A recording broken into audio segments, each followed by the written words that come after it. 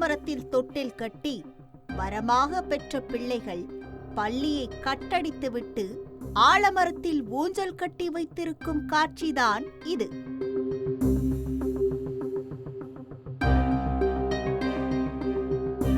யார் தொந்தரவும் இல்லாமல் ரம்மியமாக கஞ்சா புகைப்பதற்காக பள்ளி சிறுவர்களின் பலே ஏற்பாடுதான் இந்த ஊஞ்சல்.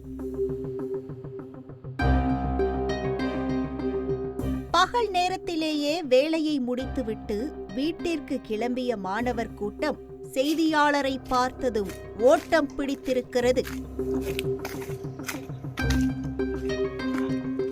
திருவள்ளூர் மாவட்டம் திருத்தணி என சொன்னதும் அறுபடை முருகன் கோவிலும் ஆன்மீக எண்ணமும் தான் நினைவுக்கு வரும். அப்படி சிறப்புமிக்க பக்தி திருத்தலத்திற்கு செல்லும் முக்கிய பாதையில் அமைந்துள்ளது அனுமந்தாபுரம் ஆலமரக்காடு. நீதிமன்றத்தின் அருகிலேயே உள்ள இந்த பகுதி பராமரிப்பு இல்லாமல் குப்பை மேடாக கிடக்கிறது. அதை கடந்து உள்ளே சென்றால் ஆள் அரவம் இல்லாத காட்டுப்பகுதியாக காட்சியளிக்கிறது.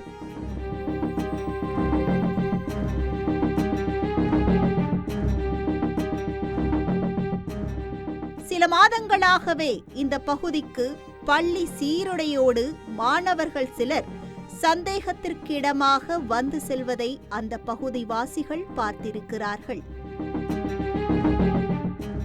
அதோடு அந்த மாணவர்கள் சுற்றியுள்ள குடியிருப்பு பகுதிகளில் இருக்கும் பப்பாளி மரத்தின் காம்புகளை சுவர் ஏறி குதித்து உள்ளே வந்து பறித்து செல்வதை பார்த்து அதிர்ச்சி அடைந்திருக்கிறார்கள்.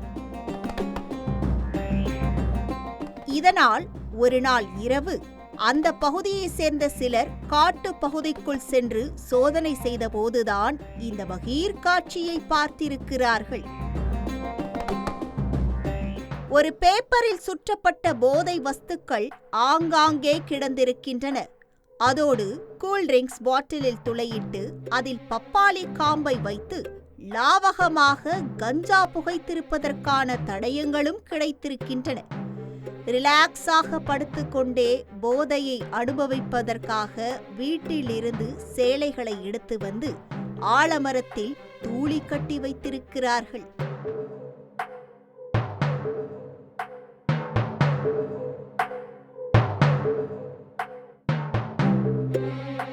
இங்கு கஞ்சா புகைக்க வரும் பள்ளி மாணவர்கள் போதை தலைக்கேறியதும் குடியிருப்பு பகுதிக்கு அருகே நின்று கொண்டு ஆபாசமாக பேசுவது, அதை தட்டி கேட்ட பகுதிவாசிகளை மிரட்டுவது போன்ற செயல்களில் ஈடுபடுவதால் பள்ளி சீருடையை பார்த்து கூட அங்குள்ள பெண்கள் அச்சப்படும் நிலை உருவாக்கி இருப்பது சமூகத்தின் பெரும் அவலம் என்றே சொல்லலாம்.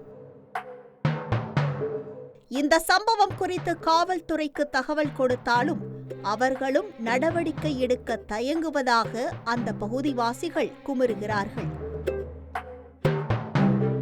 உடனடியாக மாவட்ட காவல்துறை இந்த விஷயத்தை கருத்தில் கொண்டு தகுந்த நடவடிக்கை எடுத்தால் பகுதிவாசிகளை மட்டுமல்லாமல் சம்பந்தப்பட்ட மாணவர்களின் எதிர்காலத்தையும் பாதுகாக்க முடியும். அதே நேரம் இந்த பகுதியை சுத்தம் செய்து முறையாக பராமரித்தால் மட்டுமே சமூக விரோதிகளின் கூடாரமாக மாறாமல் இதை பாதுகாக்க முடியும் எனவும் கோரிக்கை வைத்திருக்கிறார்கள்.